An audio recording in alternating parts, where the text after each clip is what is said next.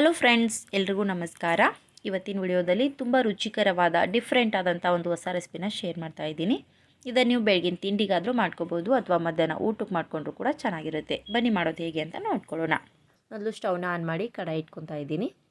ಈಗ ಇದರಲ್ಲಿ ಒಂದು 2 ಸ್ಪೂನಷ್ಟು ಎಣ್ಣೆ ಹಾಕಿ ಬಿಸಿ ಮಾಡ್ಕೊಳ್ಳೋಣ. ಎಣ್ಣೆ ಸ್ವಲ್ಪ ಬಿಸಿ ಆದಮೇಲೆ ಈಗ ಇದರಲ್ಲಿ ಒಂದು ಅರ್ಧ ಸ್ಪೂನಷ್ಟು ಸಾಸಿವೆ ಮತ್ತು ಒಂದು ಅರ್ಧ ಸ್ಪೂನಷ್ಟು ಜೀರಿಗೆ ಹಾಕ್ಕೊತಾ ಇದ್ದೀನಿ.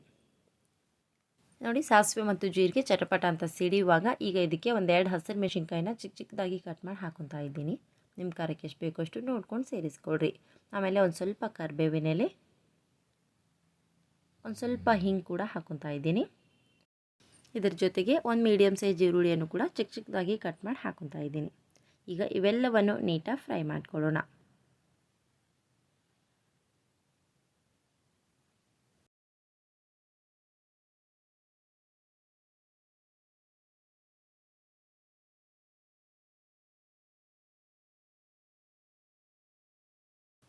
ನೋಡಿ, ಈರುಳ್ಳಿ ಈ ರೀತಿ ಸ್ವಲ್ಪ ಫ್ರೈ ಆದಮೇಲೆ ಈಗ ಇದರಲ್ಲಿ ಒಂದು ಮೀಡಿಯಮ್ ಸೈಜ್ ಟೊಮೆಟೊ ಹಣ್ಣನ್ನು ಕೂಡ ಈ ರೀತಿ ಚಿಕ್ಕದಾಗಿ ಕಟ್ ಮಾಡಿ ಹಾಕ್ಕೊತಾ ಇದ್ದೀನಿ.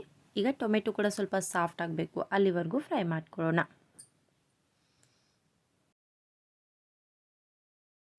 ನೋಡಿ, ಟೊಮೆಟೊ ಮತ್ತು ಈರುಳ್ಳಿ ಚೆನ್ನಾಗಿ ರೀತಿ ಫ್ರೈ ಆದಮೇಲೆ ಈಗ ಇದರಲ್ಲಿ ಒಂದು ಅರ್ಧ ಸ್ಪೂನಷ್ಟು ಅರಿಶಿನ ಪುಡಿ ಹಾಕ್ಕೊತಾ ಇದ್ದೀನಿ.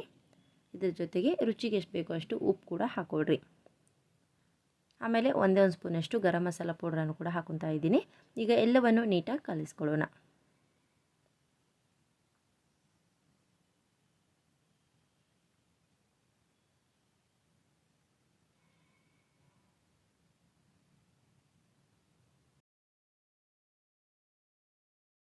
ನೋಡಿ, ಈ ರೀತಿ ಸಾಫ್ಟ್ ಆಗೋವರೆಗೂ ಫ್ರೈ ಮಾಡ್ಕೋಬೇಕು. ಚೆನ್ನಾಗಿ ಫ್ರೈ ಆಗಿದೆ. ಈ ಟೈಮಲ್ಲಿ ಇದಕ್ಕೆ ನೀರು ಸೇರಿಸ್ಕೊಳ್ಳೋಣ. ನಾನು ಈ ಕಪ್ನಿಂದ 2 ಕಪ್ನಷ್ಟು ನೀರು ಹಾಕ್ಕೊತಾ ಇದ್ದೀನಿ. ನೀವು ಹಿಟ್ಟು ಎಷ್ಟು ತೊಗೊಂಡಿರ್ತೀರಿ ನೋಡಿರಿ, ಅದಕ್ಕೆ ಡಬಲ್ ಆಗಿ ನೀರು ಹಾಕ್ಕೋಬೇಕು.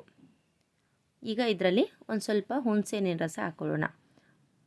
ಮುಂಚೆನೇ ಒಂದು ಸ್ವಲ್ಪ ಹುಣಸೆಹಣ್ಣನ್ನು ನೀರಿನಲ್ಲಿ ಚೆನ್ನಾಗಿ ತೊಳೆದು ನೆನೆಸಿಟ್ಟಿದ್ದೆ. ನೋಡಿರಿ, ಚೆನ್ನಾಗಿ ನೆನೆದ ಮೇಲೆ ಈ ರೀತಿ ರಸನ ಚೆನ್ನಾಗಿ ತೆಗೆದುಬಿಟ್ಟು ನಿಮ್ಮ ಹುಳಿಗೆ ಎಷ್ಟು ಬೇಕೋ ಅಷ್ಟು ನೋಡಿಕೊಂಡು ಹುಣಸೆಹಣ್ಣಿನ ರಸನ ಹಾಕ್ಕೊಳ್ರಿ.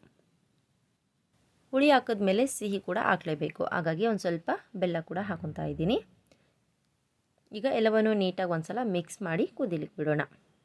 ಮಿಕ್ಸ್ ಮಾಡಿದ್ಮೇಲೆ ಒಂದು ಸಲ ಟೇಸ್ಟ್ ಮಾಡಿ ನೋಡಿರಿ. ಉಪ್ಪು ಖಾರ ಏನಾದರೂ ಕಡಿಮೆ ಅನಿಸ್ತಾ ಇದ್ದರೆ ಈ ಟೈಮಲ್ಲಿ ಇನ್ನೂ ಸ್ವಲ್ಪ ಹಾಕಿ ಕಲಿಸ್ಕೋಬೋದು. ನೋಡಿರಿ, ನೀರು ಚೆನ್ನಾಗಿ ಬಿಸಿಯಾಗಿದೆ. ಈ ಟೈಮಲ್ಲಿ ಇದಕ್ಕೆ ಮೊದಲು ಒಂದು ಸ್ವಲ್ಪ ಫ್ರೆಶ್ ಆಗಿರುವಂಥ ಕೊತ್ತಂಬರಿ ಸೊಪ್ಪನ್ನು ನೀಟಾಗಿ ವಾಶ್ ಮಾಡಿ ಕಟ್ ಮಾಡಿ ಹಾಕ್ಕೊತಾ ಇದ್ದೀನಿ. ಆಮೇಲೆ ಇದರಲ್ಲಿ ಯಾವ ಕಪ್ಪಿಂದ ನೀರನ್ನ ಅಳತೆ ಮಾಡಿದ್ದೆ ನೋಡಿರಿ, ಅದೇ ಕಪ್ನಿಂದ 2 ಕಪ್ ನೀರಿಗೆ 1 ಕಪ್ನಷ್ಟು ಜೋಳದ ಹಿಟ್ಟನ್ನು ನೀಟಾಗಿ ಜರಡಿ ಮಾಡಿ ಹಾಕ್ಕೊತಾ ಇದ್ದೀನಿ. ಹಿಟ್ಟು ಹಾಕುವಾಗ ಗ್ಯಾಸನ್ನು ಲೋ ಫ್ಲೇಮಲ್ಲಿ ಇಟ್ಕೊಳ್ರಿ. ಈಗ ಇದನ್ನು ಒಂದು ಸ್ವಲ್ಪ ಬೇಯಲಿಕ್ಕೆ ಬಿಡೋಣ. ಒಂದು ಸ್ವಲ್ಪ ಬೆಂದಾದಮೇಲೆ ಗ್ಯಾಸನ್ನು ಲೋ ಫ್ಲೇಮಲ್ಲೇ ಇಟ್ಟು ಈ ರೀತಿ ನಿಧಾನವಾಗಿ ಮಿಕ್ಸ್ ಮಾಡ್ತಾ ಹೋಗೋಣ. ನೆನಪಿರಲಿ, ಹಿಟ್ಟು ಹಾಕುವಾಗ ಗ್ಯಾಸನ್ನು ಲೋ ಫ್ಲೇಮಲ್ಲಿ ಇಟ್ಕೊಳ್ರಿ. ಯಾವುದೇ ಕಾರಣಕ್ಕೂ ಗಂಟಾಗಲ್ಲ. ನೀಟಾಗಿ ಮಿಕ್ಸ್ ಮಾಡ್ಕೋಬೋದು.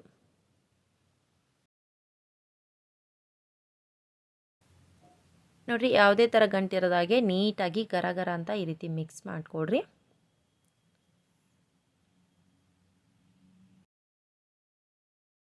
ನೋಡಿ, ಚೆನ್ನಾಗಿ ಮಿಕ್ಸ್ ಮಾಡ್ಕೊಂಡಿದ್ದೀನಿ. ಯಾವುದೇ ಥರ ಗಂಟಾಗಿಲ್ಲ.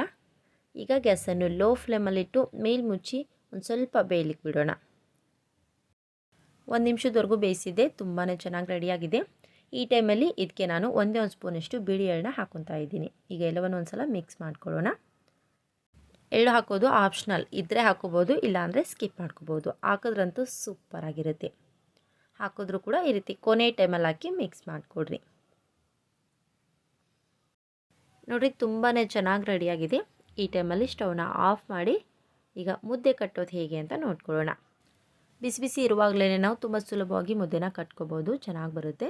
ನೋಡಿ, ಒಂದು ಕಪ್ ಅಥವಾ ಬೌಲ್ನ ತೊಗೊಂಡು ಒಂದು ಸ್ವಲ್ಪ ತುಪ್ಪ ಹಾಕಿ ಎಲ್ಲ ಕಡೆಗೂ ಗ್ರೀಸ್ ಮಾಡಿಕೊಡ್ರಿ.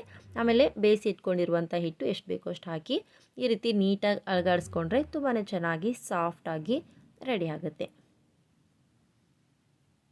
ಈ ರೀತಿ ಮಾಡೋದ್ರಿಂದ ನಿಮಗೆ ಕೈಗೆ ಬಿಸಿನೂ ತಾಗಲ್ಲ ಮತ್ತು ಬೇಗನೆ ಕೂಡ ರೆಡಿ ಆಗುತ್ತೆ.